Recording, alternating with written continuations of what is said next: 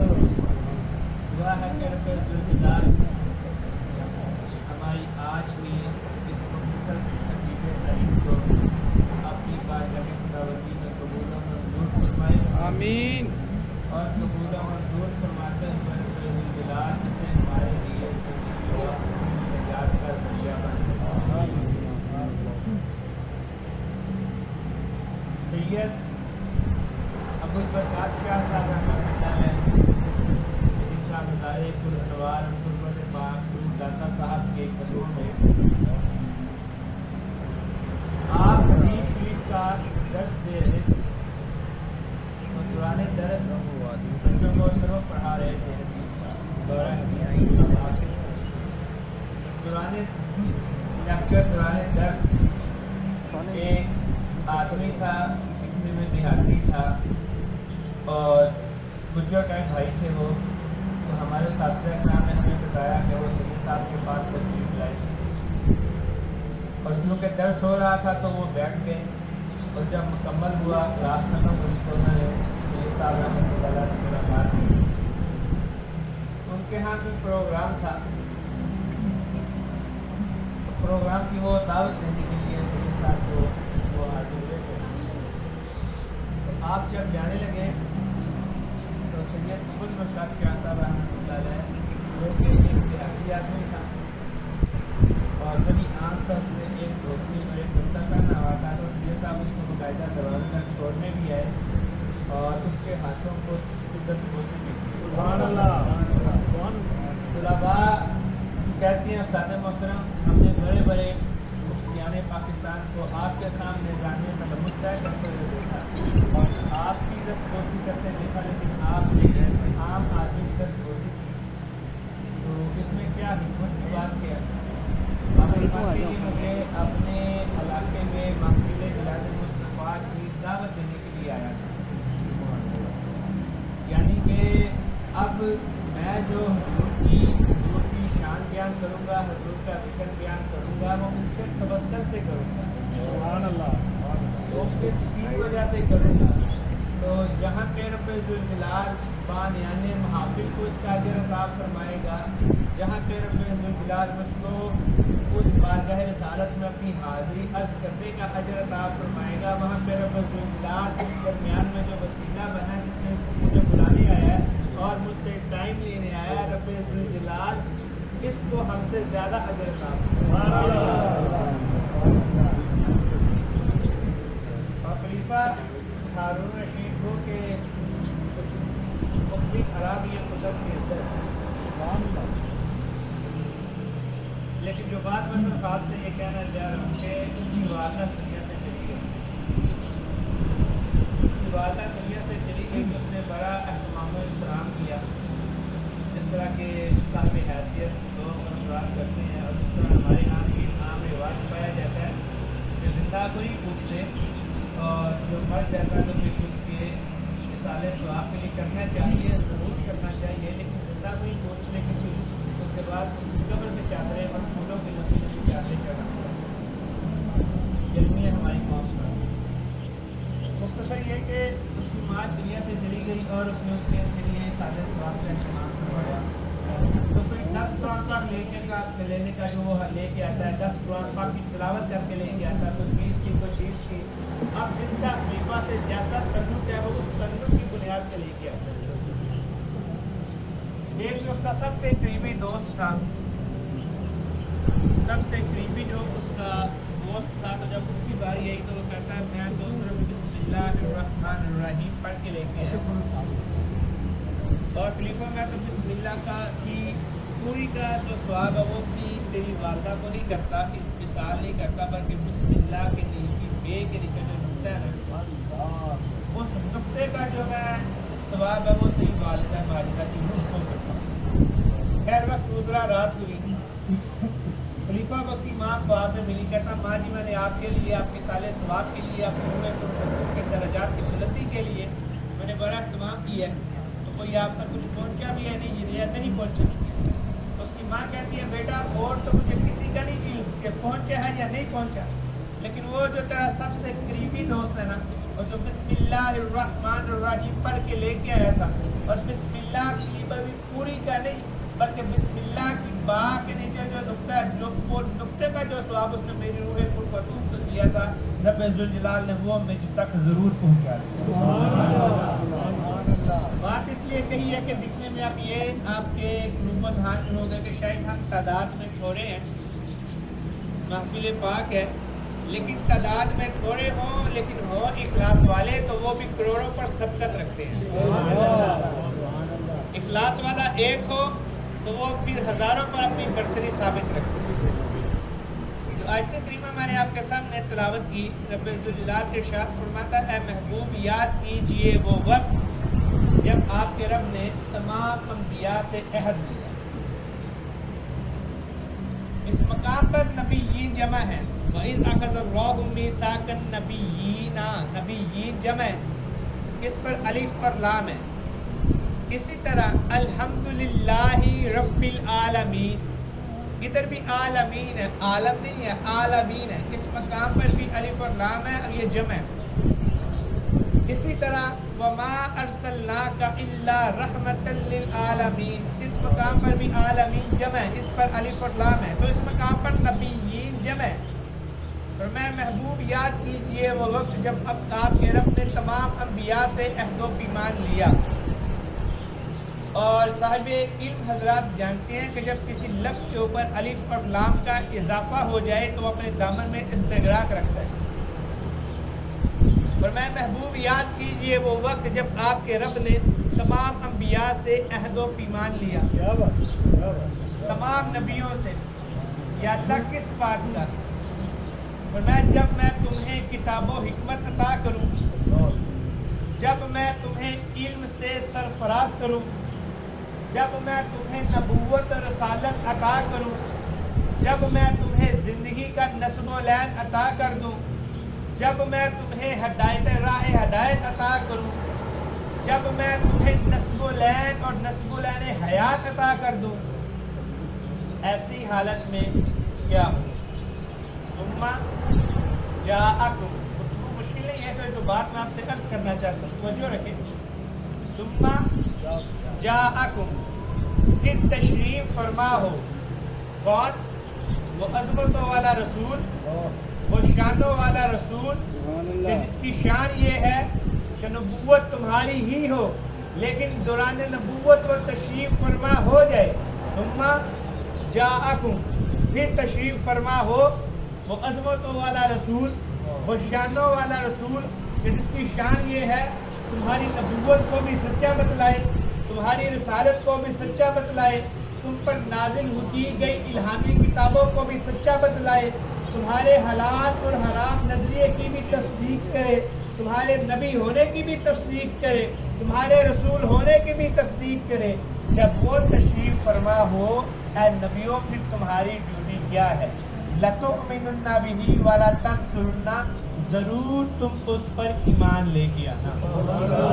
اس مقام پر ایک ہی دفعہ یہ کیوں کہا کہ ضرور تم اس پر ایمان لے آنا؟ حالانکہ اردو عرب ادب بہت وسیع ہے لیکن اردو ادب میں یہ گنجائش نہیں ہے پھر بھی کہ وہ عربی کے اس چھوٹے سے جملے کے معنی کو گھیر سکے. تو اس لیے ایک ہی دفعہ فرمایا کہ ضرور تم اس پر ایمان لانا, کہ حکم کی شدت دیکھیں, حکم کے بارے میں سختی دیکھیں, ضرور تم اس پر ایمان لانا. زمانہ تمہیں اپنا ملجا و ماوا سمجھتا ہو, اور اس مقام پر ترجمہ گاروں نے یہ ترجمہ کیا کہ ضرور اس پر ایمان بھی لانا اور اس کے مددگار بھی بن جائیں. لیکن ہمارے ہاں تو مدد اس کو کہا جاتا ہے جو بڑا چھوٹے ہی کرتا ہے. باپ اپنے بیٹے کو کچھ دے تو وہ مدد ہے, پیر صاحب اپنے مرید کو کچھ عطا کرے تو وہ مدد ہے, استاد اپنے شاگرد کو کچھ عطا کرے تو وہ مدد ہے. تو جو بڑا چھوٹے کو کرے وہ مدد ہے, تو جو چھوٹا بڑے کی خدمت میں کرے وہ خدمت ہے. تو ہمارے ہاں تو مدد اس کو کہا جاتا ہے جو بڑا چھوٹے ہی کرے. اس پر امام جلال الدین سیوطی رحمۃ اللہ علیہ نے فرمایا مانا یہ نہیں جو زمانہ کیے بیٹھا ہے, فرمایا لَتُؤْمِنُنَّ بِهِ وَلَا تَنْصُرُنَّ. امام جلال الدین سیوطی فرماتے ہیں مانا یہ بنتا ہے ضرور اس پر ایمان بھی لانا اور اس کے خدمت گزار بھی بن جانا. تکبیر, رسالت, حیدری. زمانہ تمہارے دامن میں پناہ لیتا ہو، تم مدینے والے کے دامن میں پناہ لینا۔ زمانہ تمہیں اپنا ملجا ماوا مانتا ہو، تم مدینے مال والے کو اپنا ملجا ماوا سمجھنا۔ زمانہ تمہارے نام کا کلمہ پڑھتا ہو، تم مدینے والے کے نام کا کلمہ پڑھنا۔ زمانے میں تمہارے نام کے ڈنکے بجنے لگ جائیں نبیو، تم مدینے والے کے نام کا ڈنکا بجانا۔ زمانے تمہیں اپنا ملجا ماوا سمجھنے لگ جائے، تم مدینے والے کو اپنا ملجا ماوا ماننا۔ لَتُؤْمِنُنَّ بِهِ وَلَتَنْصُرُنَّ، ضرور اس پر ایمان بھی لانا اور اس کے خدمت گزار بھی بن جانا۔ اب بات ادھر ختم نہیں،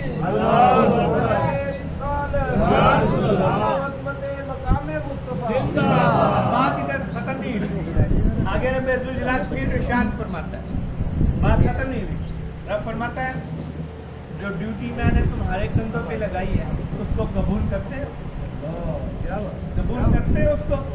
یا اللہ یہ تو جماعت ہے نبیوں کی، رسولوں کی، یا اللہ تیرے ہر حکم کے سامنے یہی تو سر تسلیم ہم کرتے ہیں۔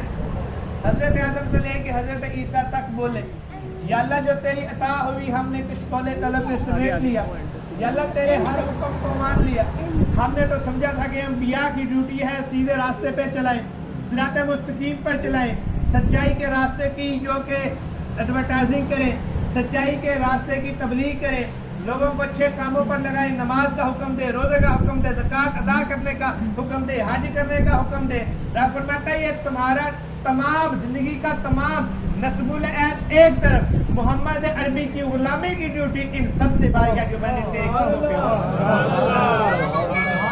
اب بات پھر ادھر ختم نہیں ہوئی، رب ذوالجلال پھر ارشاد فرماتا ہے، رب فرماتا ہے قال اقررتم، پھر رب آگے فرماتا ہے قال فاشہدوا، نبیوں اب گواہ بھی ہو جاؤ۔ اب توجہ رکھیں نبیوں اب گواہ بھی ہو جاؤ۔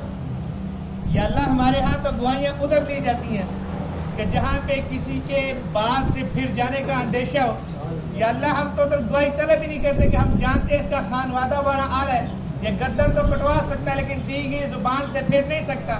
تو یا اللہ یہ تو جماعت نبیوں کی ہے، رسولوں کی ہے، جن کے بارے میں نظریہ اہل سنت ہے کہ اللہ کے تمام نبی صغیرہ سے بھی پاک، کبیرہ سے بھی پاک، بڑے سے بھی پاک، چھوٹے سے بھی پاک، اعلان نبوت سے پہلے بھی پاک، اعلان نبوت کے بعد بھی پاک۔ تو یا اللہ تو ان سے گواہیاں لیتا پھرتا، یہ نبیوں رسولوں کی جماعت ہے۔ یا فرماتا بات کون ہے تو سمجھے بیٹھا ہے۔ اب پھر رب ذوالجلال آگے ارشاد فرماتا ہے، خطاب رب ذوالجلال فرما رہا ہے، جن سے فرمایا جا رہا ہے وہ انبیاء کرام علیہ السلام کی ذات بابرکات ہے، حضور کی نبوت کا ادارہ کس قدر وسیع فرما دیا گیا۔ رب پھر آگے فرماتا ہے، قرآن اٹھا کے دیکھیے، رب فرماتا ہے صرف آدم کو ہی گواہ نہیں کرتا، صرف ادریس کو گواہ نہیں کرتا، صرف حضرت عیسیٰ کو گواہ نہیں کرتا، صرف حضرت موسیٰ کو ہی گواہ نہیں کرتا، صرف زکریا اور یحییٰ کو گواہ نہیں کرتا، صرف سلیمان اور داؤد کو گواہ نہیں کرتا، صرف یعقوب اور یوسف کو ہی گواہ نہیں کرتا، 1,24,000 انبیاء کم و پیش انبیاء صرف تم ہی کو گواہ نہیں کرتا۔ وَأَنَا مَعَكُمْ مِنَ الشَّاهِدِينَ، میں رب بھی گواہوں میں سے ہو جاتا ہوں، نبیوں تم بھی گواہوں میں سے ہو جاؤ۔ بات وہ نہیں جو 1443 سال کے بعد زمانہ سمجھے بیٹھا ہے، بات کملی والے کی شان، عزت اور عظمت کی ہے، میں رب جس کو 12 ربیع الاول کی پرصبح محفوظ فرماؤں گا۔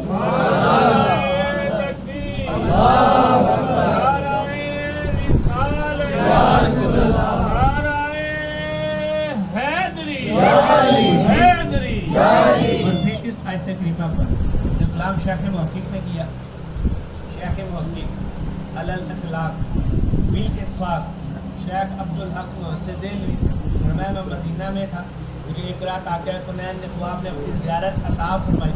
زیارت عطا فرمانے کے بعد حضور فرماتے عبدالحق ہندوستان جاؤ، ہمارے دین کو پھیلاؤ۔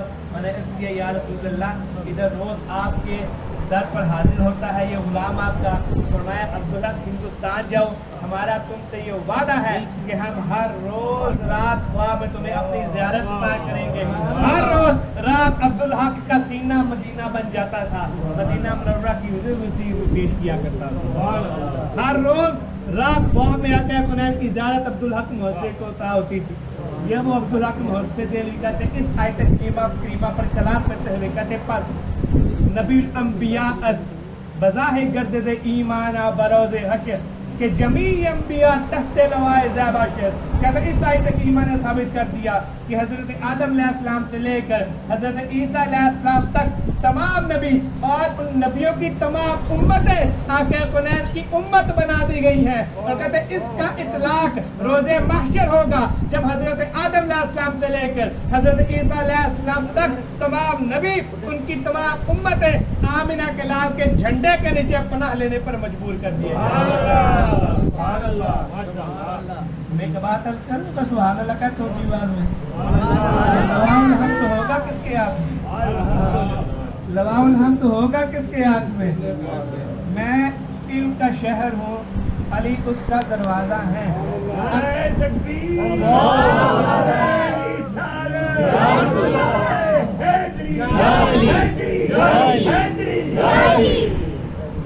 اب جو بھی علم سیکھنے آئے گا وہ دروازے سے گزر کے آئے گا، اور پھر ایسے نہیں سر جھکا کے آئے گا۔ اور بزرگان دین ہمارے ساتھ کرام فرماتے ہیں کہ جب آپ کسی کی اتباع کرو اور دل سے کرو، ورنہ جب کسی کے ہاتھ میں ہاتھ دو نا، پھر ہاتھ نہ دو، ساتھ دل بھی دو، اور پھر جب وہ چلے تو اس کے پیچھے پیچھے چلو، اور فرمایا پھر پیچھے پیچھے سر اٹھا کے ایسے نہیں بلکہ سر کو جھکا کے چلو، اور فرمایا پھر سر کو جھکا کر بھی ایسے نہیں، نگاہیں تیری ہو قدم اس کے ہو، اب تیری نگاہیں ہو اس کے قدم ہو، اب جدھر جدھر اس کے قدم چلتے جائیں ادھر ادھر تو بھی چلتا جا۔ فرمایا حقیقتاً روحانیت اور حقیقتاً پیری اور مریدی یہ ہے کہ تیری نگاہیں ہو اپنے شیخ کے قدموں کی طرف، شیخ کی کمر کی طرف نہیں، ان کے قدموں کی طرف، اب جدھر جدھر شیخ قدم اٹھاتے جائیں تو بھی ادھر ادھر تیرا رخ چلتا جائے۔ تو جھنڈا تو ہوگا آقا کونین کا لواء الحمد، اور حضور کا فرمائیں کہ مولا کائنات کو تو جو ادھر جھنڈے کے نیچے نہیں رہنا چاہتا وہ ادھر جھنڈے کے نیچے کیسے رہے گا، اور جو ادھر جھنڈے سے نکال دیا گیا ادھر جھنڈے کے نیچے کیسے آئے گا؟ جو خود ہی نکل جانا چاہتا پکڑ پکڑ اس کو لے کے آتے وہ آنا نہیں چاہتا۔